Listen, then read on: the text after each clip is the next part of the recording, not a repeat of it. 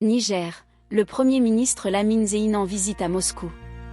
Monsieur Ali Mahaman Lamine Zeine se rend en Russie, à la tête d'une importante délégation. Les nouvelles autorités de Niamey entendent diversifier leur partenariat avec Moscou pour mieux développer leur pays. C'est la première fois, depuis sa nomination, que le Premier ministre nigérien effectue un déplacement à Moscou. À la tête d'une importante délégation, Monsieur Lamine Zeine est accompagné des ministres de la Défense, du ministre de l'Énergie et des Mines et du Commerce. Ce premier déplacement permettra, dit-on à Niamey, de renforcer la coopération avec la Russie, notamment dans les domaines de la défense, de l'énergie et de l'agroalimentaire.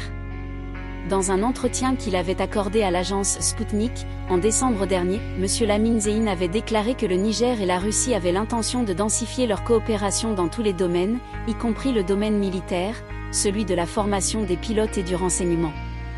À plusieurs reprises, des rencontres ont eu lieu à Bamako entre le numéro 2 nigérien, le général Modi, et des diplomates russes dont l'ambassadeur au Mali, Igor Gromyko. Rappelons qu'en décembre dernier, le Niger et la Russie ont signé des documents tenus secrets, précisent des sources diplomatiques. La question sur la probable venue des instructeurs de l'armée russe au Niger aurait été discutée. Le ministre de la Défense, Salifou Modi, étant l'un des défenseurs de cette option.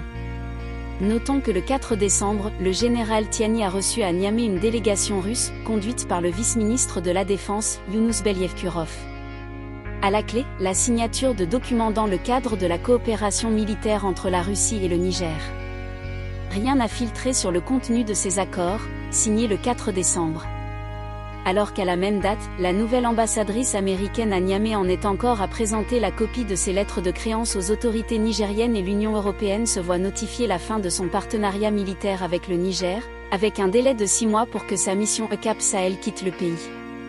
Cette décision intervient quelques jours après l'abrogation de façon unilatérale par les autorités nigériennes, de la loi de 2005 sur l'immigration. Un acte qui marque une rupture de Niamey avec ses partenaires occidentaux. Le Niger et bien d'autres pays qui se sont adossés durant des années à l'Occident, n'ont récolté que pauvreté, corruption, insécurité et la mise sur les routes de l'exil des forces vives de leur pays. Monsieur Tiani, comme Monsieur Goïta ont raison de tisser des partenariats d'égal à égal avec des nations qui respectent et se font respecter. Il n'y a pas une seule raison valable pour bouder la Russie, la Chine ou l'Iran. Ont-ils fauté avec l'Afrique ?